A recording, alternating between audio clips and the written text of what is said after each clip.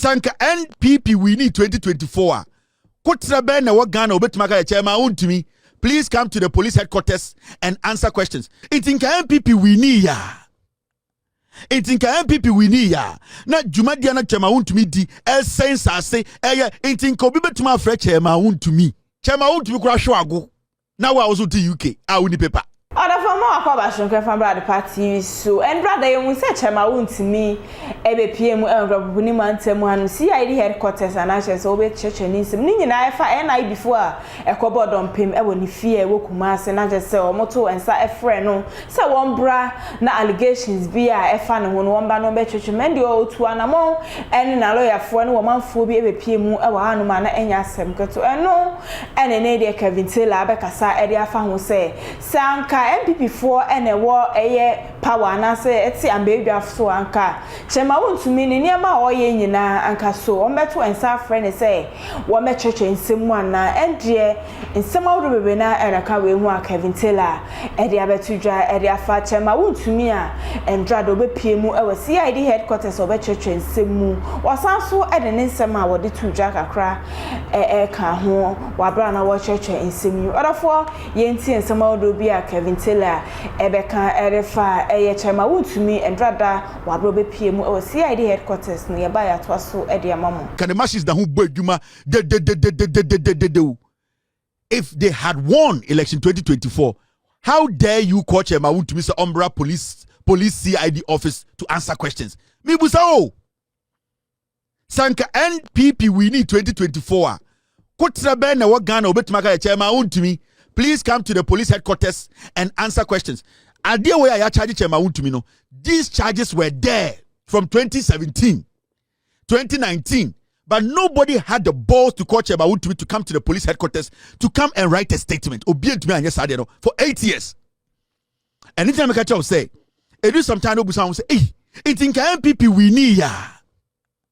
Intinka NPP we need ya. Na jumadia na chema wontumi di el sense ase eye intinka obi betuma afre chema wontumi. And the police caution chema wontumi on 3 counts related to illegal mining. Scheduled to report to CID on Tuesday, May 27 at 3 p.m. for further investigations. And the chema wontumi call police me to tona no. Yes, so chance one sambra no metwaso. And NPP we need ya. Who in the Ghana Police Service under Dampare can call a yet guy with so Umbra Police Service, police headquarters? Who born dog? Muntie Ninsama no kind of opie free a interrogation room no. But I have it. I have it, Mr.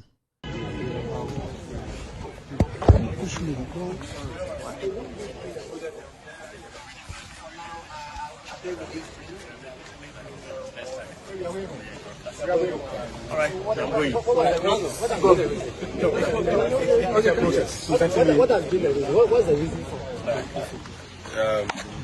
Yo, Madam Ase, na Bada Obia Sustrasi, police for inviting me. I want to say. Moncha. Chama wontumi statement no or try and that's okay good tape so. I want to ask the CID boss. Answer me bono. Chama wontumi call na okotwe the statement no. Oka gu fon so me record ya na say or try and so be say hu. Enti me person police CID no ochina o release this statement. Chama wontumi aba abetro statement yate. Or record no fon so no de ba ya na say mo bono tape so no okasa na later na mo betro na say or try. Because be say me hu. Me hu say kokuo bi na say oye Ashanti regional communication director di deji akware dimsa box no. Me be say bu say o Chama wontumi and the boga emre and all your batakarina cry say I can't show this. Hey, who the unim the emra betuma yo. Anytime I catch uncle Fobi. Emra so mua. Chama won't be crash ago. Now I was to UK. I win the paper. Chama won't be sure go. Now wow. Oh, police for a fro. A question about blackmail. Hey, Chama won't me oh. Ono kratiti the nima na sure go. Now Mommy and go tie eye de eye 20 ni. Governor, thank you.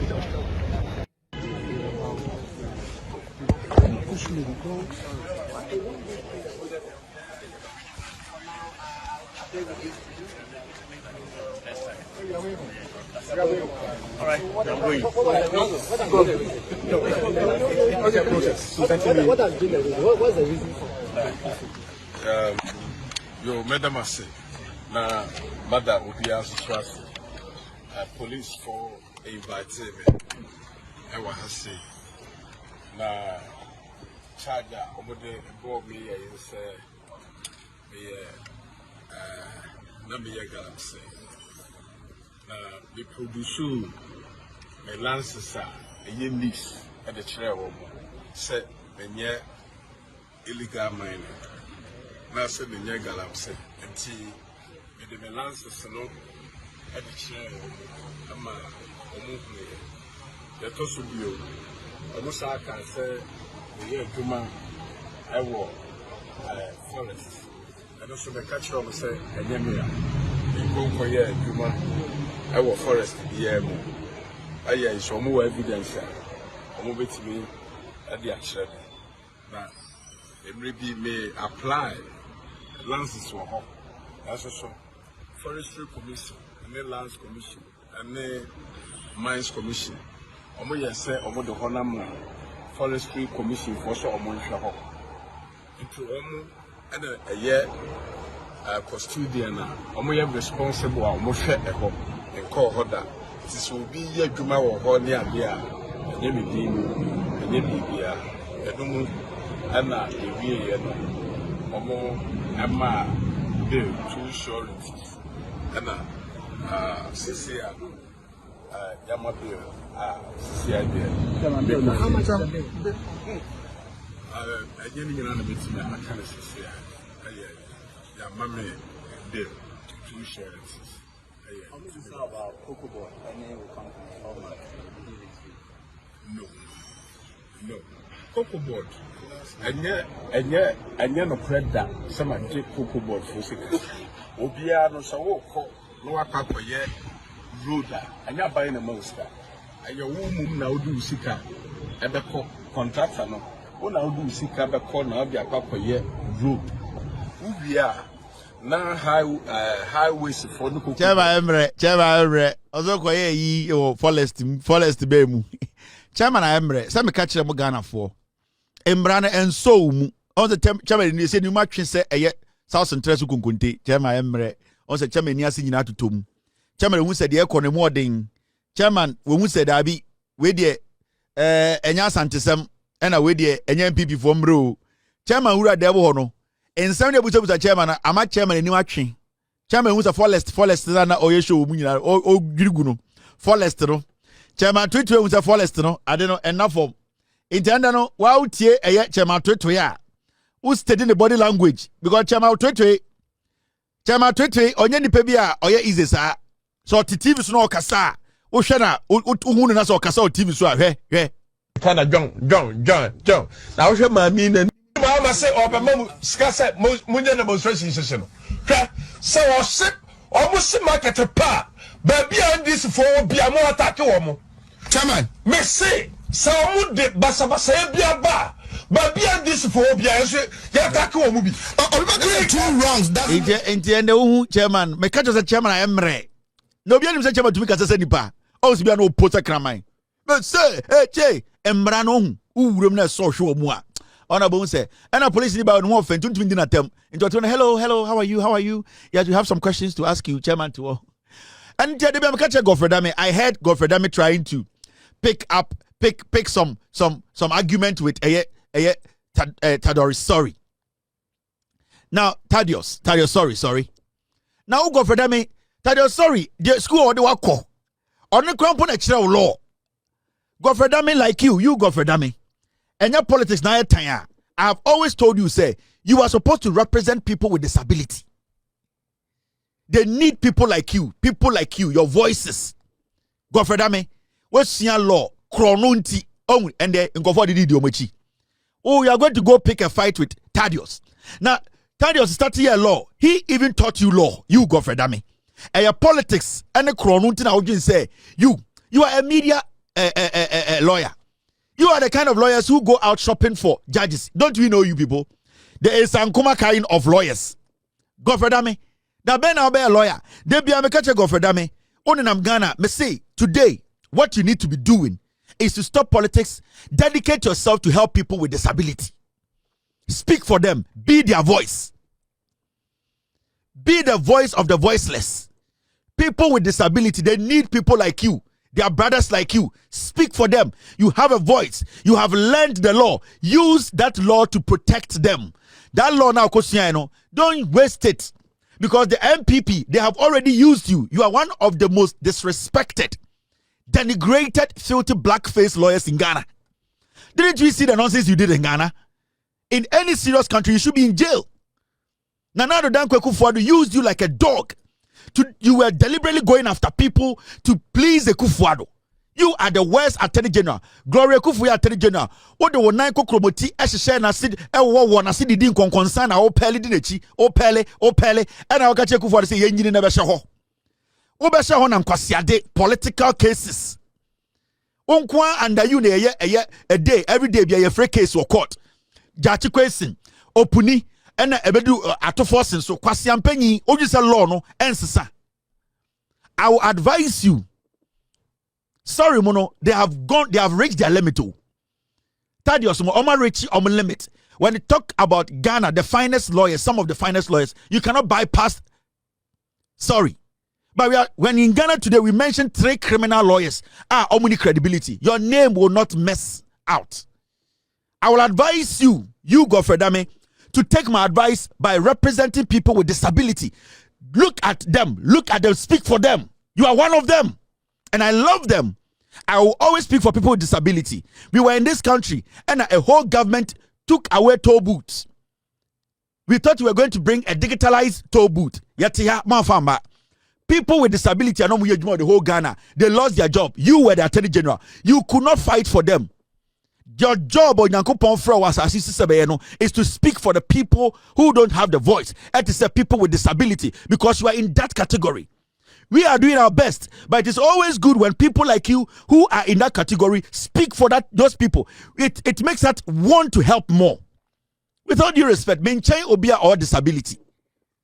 I have to respect them and speak for them. But it is always right. And in oba bruchre na omo enkramai omo pe enkramai ompeso donate ni adesha enkramai no omo ye enkramai advert omo kofe nkusie omo de enkramai na omo ho mobo no ye advert. Because they want you to see krameno ni situation o wom na se be wodo ho ahye sa situation na wa ma krameno sika into over America TV so ad was dogs who have been rescued, they need to be helped. They don't use elephants for that ad. They don't use rats. They use dogs who look deplorable, who look sick. And then a bit more related to that advertisement and contribute to that foundation. Into somebody like you, Godfrey Dame. So also we see law now person law no go and help people with disability and stop the foolishness. You have left people with disability there and you are following foolish politicians. You are going to fight Thaddeus. Now Thaddeus we law now wing. Abusuafo ne nsema wodo a Kelvin Taylor ebeka edefa chema wontumi ho ene ekonekotie ma menka for tap send emfa emma so wam no ne na so send iska dia bagan emfa mobile money bank account na say ZP kwa app store na say Play Store no ko download tap say be say promo code about part TV fashion ye ncho bonus enkan wa ye nto hwe midofpa message so fa comment eto asie on so na kata fa so say ne obi activate maka video midi dia na o so mo former crime be say share epi Mr. Mankwa me ofase wo say ni ska bane de awie ni project no eso de bia me ofase ka ma ne wo problem enemremu na monte tap send nka no so ne de tap send de easy fast and secured way ubetimi send this free amanone aba Ghana bank account and as a mobile money account untia transfer fee bia sa awo be ne say kire ne say won ko app store na Play Store on download the tap send app no or download ya ebebu sanso promo code o ma de pet TV nshim obenya €5 £5 and answer $10 on his first transfer ene me kwa akofre na ka akire tabi minyanwie esansa tap send at the good news aba tap send the gene customers wonti or the tap send wallet aba no obey ne say so your customer wo UK sesia ubetimi akọ tap send app no no create wallet wo so enti se rate ne kosora now the sika kogu wallet no anaasɛ mpo obetumi ato susu nkakra enti abrɛ sɛm a wopɛ so send sika ba Ghana no ansa wa send sika na ba Ghana anaasɛ woba ɔman Ghana mu a watimi ayusu sika e wo wallet nim no tie ɛne ɛsɛ te sɛ yɛyusu mɔmɔ Ghana ha yi no sa pepepe sɛ si tap send atre na hyem kopiem wɔ United Arab Emirates Netherlands ana Austria tap send na papa no